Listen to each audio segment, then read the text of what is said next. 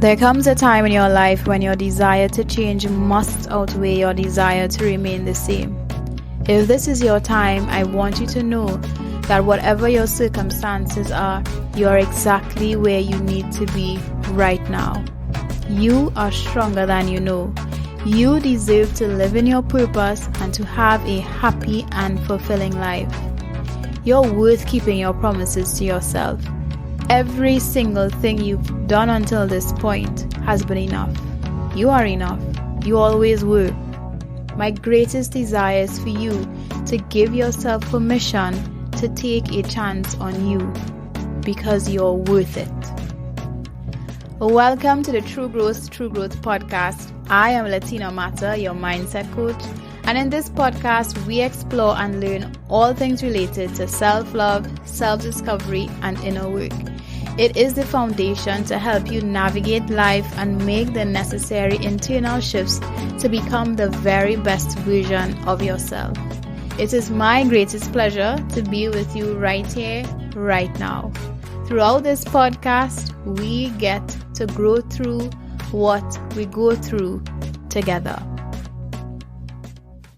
Welcome to another episode of the True Growth podcast, and I am so glad to be here. It's been a minute, and today's episode we're going to talk about boundaries. How do you start setting boundaries? And I know when we speak about boundaries, that gets us all over the place because a big thing for some of us is people pleasing, not being able to say no, not being able to honor your own boundaries. So today's episode is going to be very quick but extremely practical that I want to share with you, and that is 4 different ways that you could start setting boundaries. Now, with all the work that I do, I always talk about you being the starting point for any change that you want to see.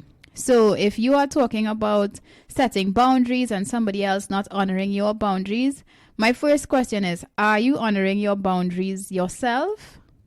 When you set a time to do something, when you say, okay, no more Netflix, when you say, all right, I'm going to come off scrolling off my phone now, I set a 40-minute timer for myself, and then it's an hour later. Are you guilty of doing things like that? If you are, then you are for yourself are not honoring your own boundaries, which of course is going to create a ripple effect of you not building or maintaining your own self-trust, right?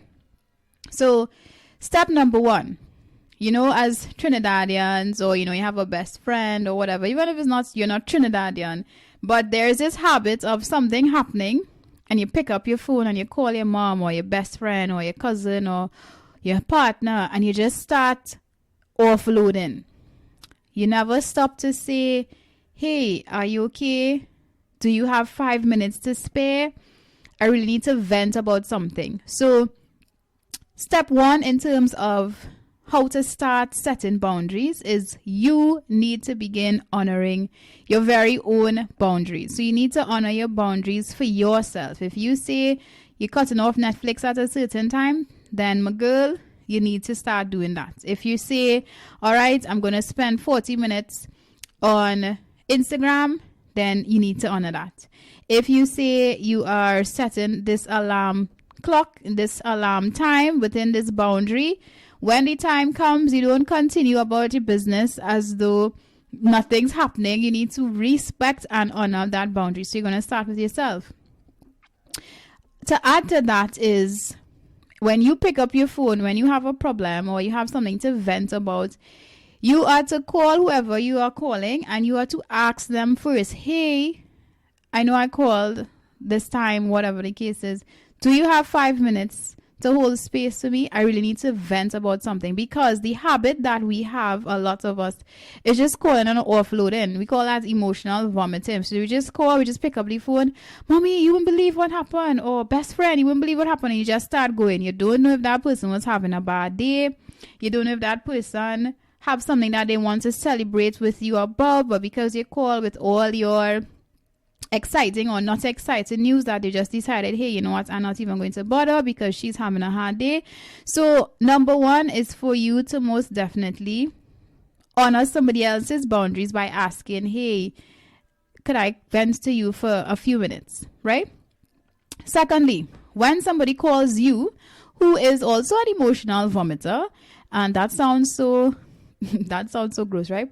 When somebody calls you and they are somebody, your close friend, a family member, a partner, and you know that when they call, they just start to vent, because you know the pattern, you could ask, hey, I'm real busy right now, and not from a disrespectful place and from an angry place, but just from a place of you letting them know that you want to hold space for them in a way that you are able to be present. So if it's your cousin and Jane just called and she just started to go off her handle about something, say, hey, Jane, I really want to be able to hold space for you and I really want to be present, but right now I'm doing something. Could we have this conversation in an hour or two? I'll call you back then, right? And I know those things will sound so hard and so terrible because you feel as though you'll be hurting the other person's feelings. But what do you prefer? Do you prefer to have the conversation 12 noon in the day, sit there for 40 minutes listening to somebody vent who did not ask you if you are available to hold space for them, and then when you're finished having this conversation and you look at your clock, you're like, I can't believe I just waste 40 whole minutes just talking to this person who you love dearly, but because your boundaries were encroached upon and you did not set the boundary for yourself, you feel upset and annoyed and triggered by the person. Do you prefer that option? I don't think anybody would prefer that option. And as I tell my clients, I say, hey, pick a struggle. So you're going to pick the struggle of making that one-liner uncomfortable statement by saying, could I hold space for you at this time when I am actually available, versus 40 minutes to an hour, you're listening to a conversation or you're having a whole text messaging conversation or however it goes, and when you're done, you are angry with yourself, annoyed, feel guilty because so much time has gone. So just for recap, number one would be you are to be mindful of somebody else when you call. So you ask somebody, hey, are you available right now to hold space for me? I really need to vent. I really need to get this out of my chest. Number two is when somebody who you know usually would call and do that type of vomiting, you say with love, hey, I know you probably want to talk a lot right now, but I don't want to have to cut you off in the middle of a call, etc. Could we have this chat in the next 2 hours, the next 3 hours, or whatever the case is, right? Next would be when somebody is venting. So when you decide, okay, I'm going to hold space for this person, you get to ask, hey, would you like for me to respond in terms of giving advice or suggestions or anything, or you need me to just listen? Now, that would sound so interesting, but at the same time, that creates safety.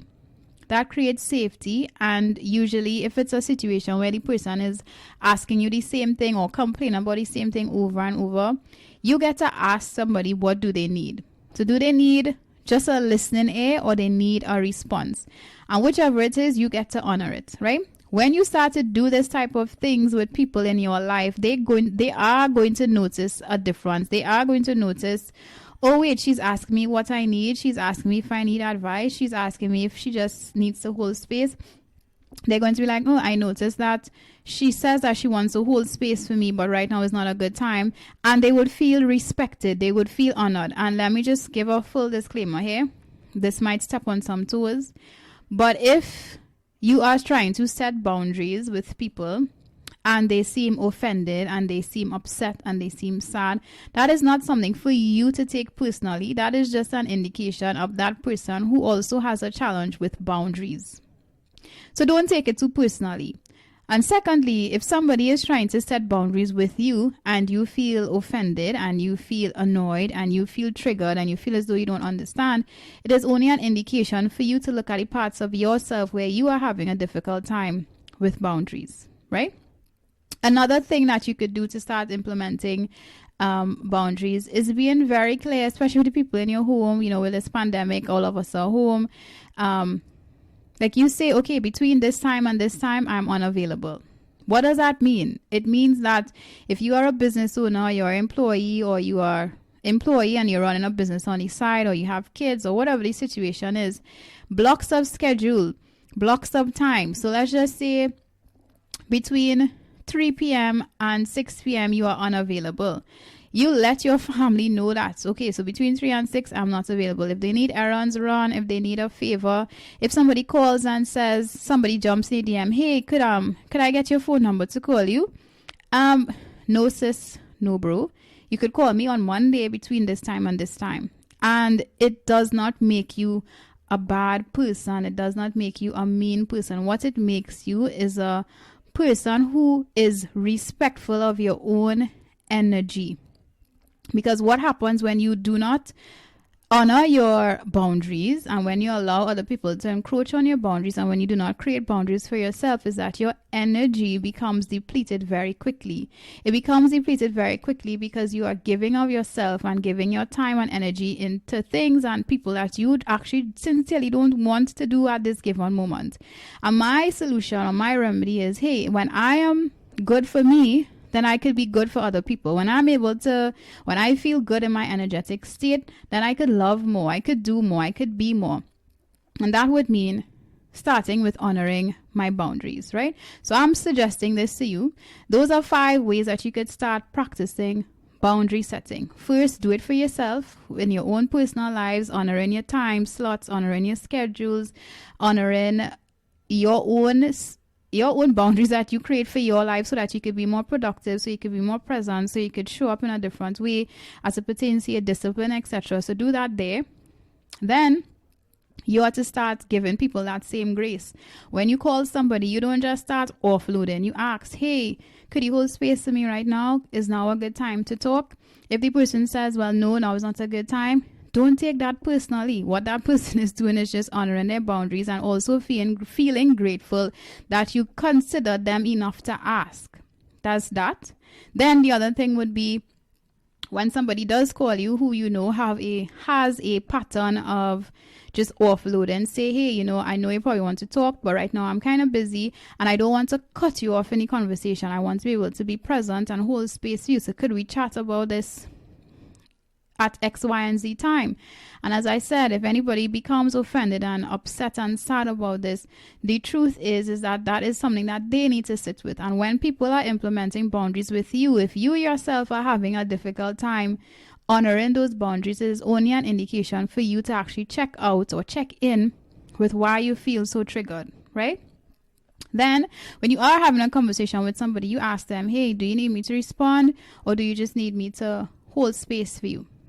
Allow people to feel respected and seen and heard as well, even while you honor your boundaries. So in my opinion, boundaries isn't just telling somebody F off and act as though you don't care. It is sincerely out of respect for your energetic state, respect for how much you could give, respect for how full or empty your cup is, and because you are coming from a place of, I want to love this person, I want to see this person, I want to honor this person, I want to hear this person.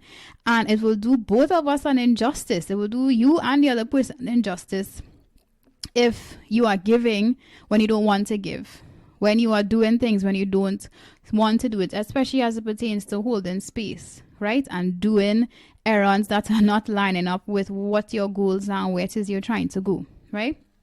And the last thing would be is to, of course, inform other people. Like if you have family and friends, they try to reach out, they try to call, or whatever the case is, but that is your time that you designated to work on your business or to do a particular thing. You let people know, hey, between this time and this time, I am not available. But people cannot honor what is not there.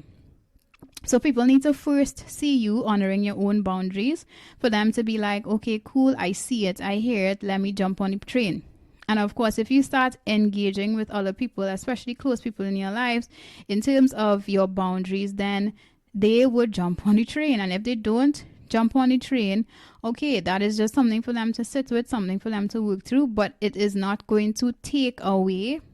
It is not going to take away from your productivity. It is actually going to make you a much more loving and decent human being because you are recognizing that you are doing well for your energetic state. And when you are in a good energetic state, it allows you to show up for the people in your lives with more grace and more ease. Now, I know boundary setting issues as a result of people pleasing, and that is some next level things as it pertains to, when you were younger, you would have realized, okay, or you would have learned, the only way for me to get love or to feel loved or to receive love is by me saying yes to everybody else and putting everybody else in front of you. If you are at that place where you recognize that you say yes more than you really want to and you people please a lot, check in. Is it validation that you're looking for? Is it that, you feel this huge amount of guilt and shame and you're just like, you don't know what to do with it? If those are the things that you experience, I want to let you know you're not crazy. But the fact that you're aware that you feel these things and so you continue to dishonor your own boundaries for the sake of others, it is an opportunity for you to do some inner work, to do some healing, to do some deconditioning around those stories. Because you are not a bad person. Honoring your boundaries and saying no does not make you a bad person. It actually makes you a stronger, more empowered person who is able to stand in your truth, who is able to do the things that you need to do so that you could get to where it is you're going, so that you could then love and give and be that person who you would love to be for your family. But nothing is more painful, and your friends, nothing is more painful than saying yes over and over and over when you really, really want to say no. Because that type of incongruence causes some crazy internal conflict. And when what you say and what you do and what you feel does not line up, it becomes like a war zone on the inside. And that is where you just feel very unfulfilled and very unaligned, if that is the word, or misaligned. You just don't feel aligned and you begin to question a lot of things going on with you because you're just like, what am I doing? I'm not happy. And once that starts to impact your happiness levels and your feel good levels, life just starts to look very different. So this brings us to the end of this podcast, how to start setting boundaries. These suggestions really are very applicable in this time of virtual everything where people would call and they would message, etc. Like, hey, now is not a good time. I really want to hold space for you. Do you need me to respond? Do you need me to just hold space for you? When you call somebody, you don't just start vomiting. You ask politely, hey, are you available right now? Do not take things personally when people are setting their own boundaries. If you do feel triggered, do sit with that.